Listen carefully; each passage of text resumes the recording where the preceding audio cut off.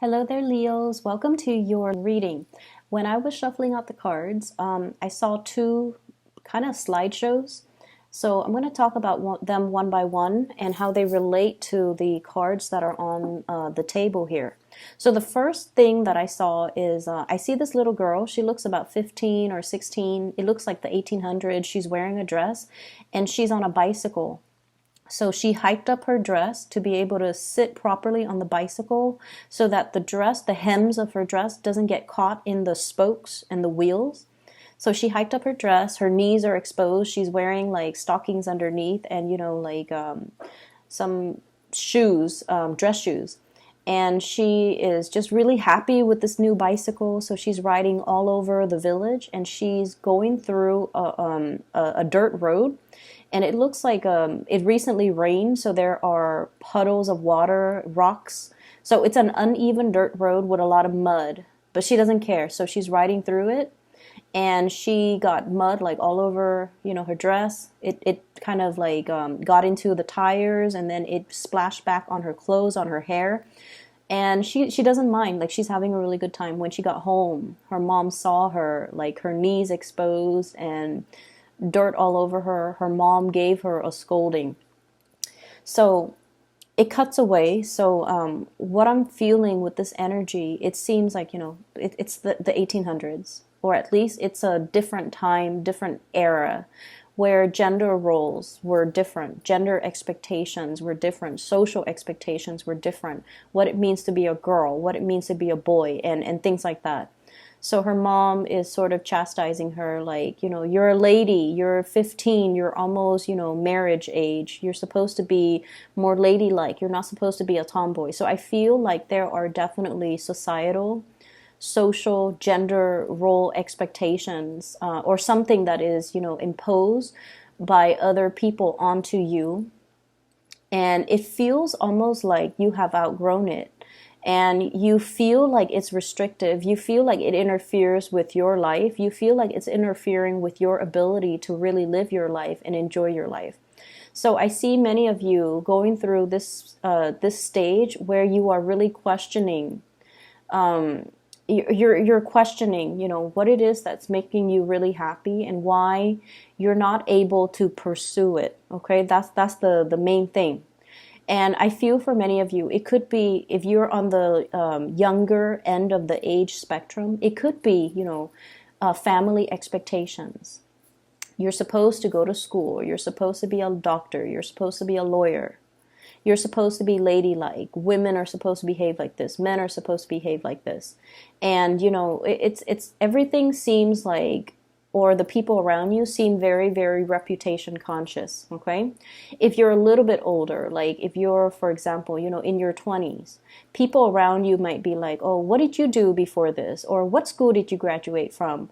And it seems almost as if they care about these things more than you as a person. Like they care about what school you graduated from, where did you get your degree, where did you get your education, who are you connected to. So it's like very reputation conscious. Okay, so the environment that you're in, you feel almost like it's either very narrow-minded, or you feel that people care about all of these superficial things that don't really, at the end of the day, don't really have a lot of substance, don't really have a lot of meaning.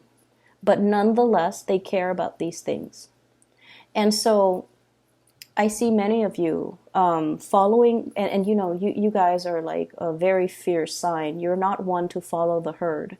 However, I also feel like you guys are also very, very family oriented. So I'm sensing like if you grow up in an environment where mom and dad wants groom you for a specific, life path, for a specific career, for a specific, Ivy League school even, you don't want to disappoint them. But it gets to the point where you feel like life is going one way, and the bottom line is you're questioning, you're questioning these chain of events. You're questioning the choices that have led you to this very moment. And you're also questioning whether or not you're just kind of like, going with the tide, or whether or not you are conscious or consciously making these decisions because they make you happy, or whether or not you are making these decisions or living a specific life path to appease other people, or it's because something that, it has always been done, tried and true. And so you kind of like took it as gospel and you didn't question it. So I see this major awakening, this major epiphany coming into the picture. Crossroads as well. Am I still happy with it? Is this all there is to life? Is this something that is meant for me? Or is this something that I just kind of found myself walking this path? But is there other, like, are there other things out there for me that can bring me more emotional fulfillment? Okay, so I see all of these question marks kind of popping up when I shuffle your cards. And I feel like the energy can be very, very liberating if you're looking to break out and go out into the world and make your mark on the world. And then on the other hand, I feel for others of you who are a little bit more status quo oriented. I also feel like some of you are a little bit scared of these changes that are coming through. Things that are outside of your control, or things that you have always known to be true. All of a sudden, you're reassessing. Okay? First of all, the way this energy is coming out, this is the card that really drew my attention. Your ship's coming in. Something that you have really, really, really waited for a very long time. I usually think of this as like a big opportunity, study abroad, going overseas to do some type of research work for some of you, because that did come through. So for example, you might be studying to be, a doctor, right? And you're like, oh, I'm just going to be an MD, just like a general practitioner. And then you take a course and then you're just like, you know what? Maybe I want to do public health. Maybe I want to go to pandemic zones and study like cultures and do microbiology or do epidemiology and study the transmission of diseases. And maybe I need to go to more of a tropical area or go overseas to a place where access to medicine might be very, very scarce. So your family might tell you, family expectations here. You're going to be a doctor. You're going to be like, either a general practitioner, or you're going to be a surgeon, and you're going to work in these really posh, high-end, either private practice or in a very, very prestigious hospital. And your life is going to be all set. And you're just like, actually, I really want to get into this because I want to help people. And if I want to help people, I want to go to places where the needs are, impoverished neighborhood, underserved communities, especially going overseas to areas that don't have access to healthcare. So that's an example that I saw, so that I'm reiterating it, okay? And of course, all of you who are watching this are not in med school or are not trying to be doctors, but that's a big example that I'm using. Mainly because I feel like you're being groomed for something and it's making you happy, but you're also questioning whether or not you can do something else that is more meaningful. So I see this conflict coming out. On the one hand, you are very, very happy. But on the other hand, you're almost operating from the Aquarius spectrum, where you're wondering, like, what is my contribution to humanity? At the end of the day, it's not so much about what I want, what's making me happy, but how can I share my gifts with the world? How can I make things better for other people? So you're going through a little bit of a soul searching. What's really, really making me happy? Can I really, really be happy when the rest of, humanity is really suffering? So I feel this major maturation process happening here with Leos. And I also feel like you're plugged in, okay, to this collective consciousness, where on the one hand, your life might be really happy and dandy. But on the other hand, if you see, poverty and homelessness and just people struggling to get by, There's an element about you where you want to share your resources in order to make life, even temporarily, because you're not naive, okay? So share your resources, share your skills, share your knowledge to make things better for other people. Some of you are rethinking like a major career path, rethinking, and I definitely feel like something from like a private arena to more of a public servant. That's what I'm feeling. So I feel like, for example, if you're a psychiatrist, if you're a doctor, you're thinking possibly going, packing up your bags from private practice. Even if you're a lawyer, private practice, going to be like a public defender or work in a more public environment where you're helping a lot of people. So you do want to, on the one hand, really serve humanity, but you also like, you're happy where you are. I don't feel like there's problems. With this 10 of Cups here, you're very happy. And you feel very blessed with everything that you have achieved and everything, all the good things that are coming your way. But on the other hand, it's almost like you can't really sleep at night if there are people struggling out there in the world. Okay, so that's what I'm sensing. The second image that came through for you, and it's really weird, and I don't know why, I'm not seeing people, but I'm seeing animals. And the animals have, human characteristics, like human behaviors. They look like animals, but and I don't know why my guides don't show it in terms of a scene with humans, but let me just relay the message. So there's this nest, it's in the tree, and there are three little birds that have hatched from these eggs, and the mother is there. So there's a nest in the tree, there are three little birds, and the mother bird, the female bird, is there as well, watching over her three kids. And then the dad bird comes back. He has like worms and grubs in his mouth, and then he feeds the kids. And then the mom and dad seems like they're bickering. So then the dad was all like, okay, I've done my part. I've fed the kids. Now I'm going to go off and play. Okay, so that's like the image that I'm seeing. And that's why I question, like, why don't I see humans? Like, why isn't it just the mom with the kids? Dad comes home, gives them money, and then takes off. So what I'm feeling here is a situation where two people potentially could be staying together because of obligation, okay? Because of expectations from other people, because they're trying to keep the family unit intact, because both of these people have specific roles that are assigned to them, okay? So one person could be in charge of taking care of the kids. The other one is like, bringing home the bacon, bringing home the money. And I feel like there is even a concept with like power differential in the relationship where the person that works or the person that earns money or the person that earns more money in the relationship feel like they control the relationship. So there's an element of control here that is very deeply rooted in this spread. And I feel like you're at a point in your life where you want to be on your own. You want to be self-sufficient. You want to not have to depend on other people.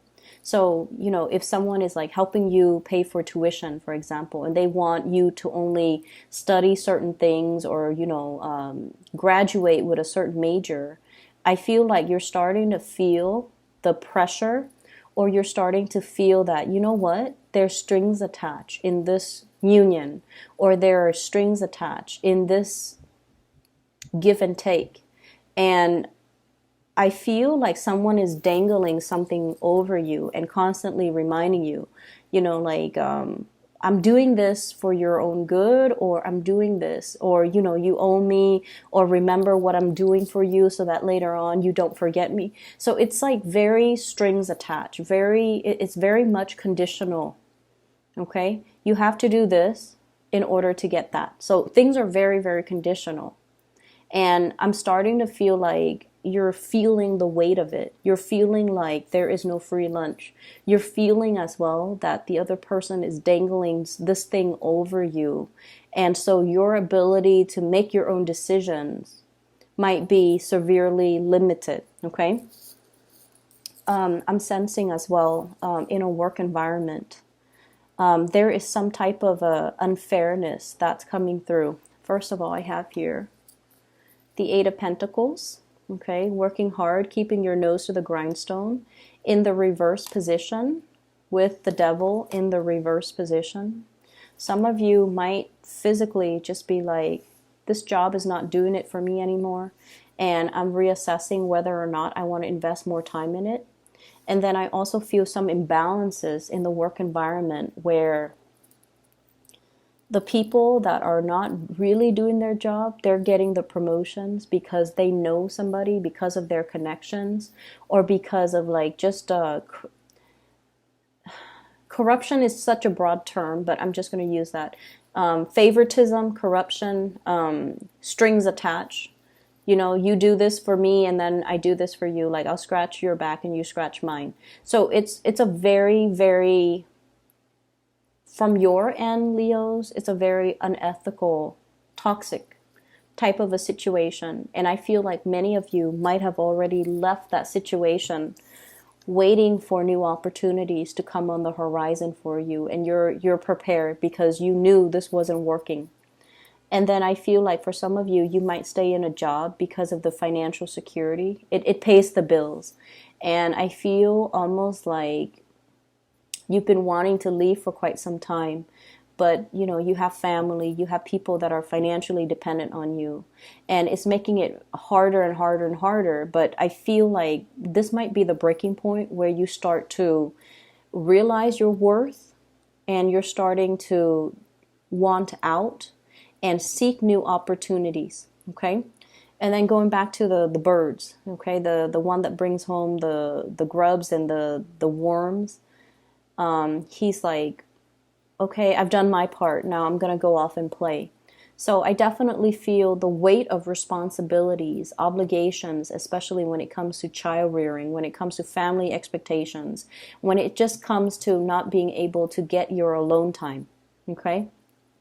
I see a lot of people crowded in an environment. Everything is just very, very crowded. A lot of activities, a lot of things are happening around you. And it seems like you want a moment of peace. You want some solitude. You have a lot of things that you need to get done. So for some of you, if you're working from home, there's like kids running around, or, you know, family members dropping by unannounced, and the doorbell's always ringing, or text messages are constantly dinging, or your phone's always going off, or there's like animals, pets, children, just a whole barrage of activities happening around you.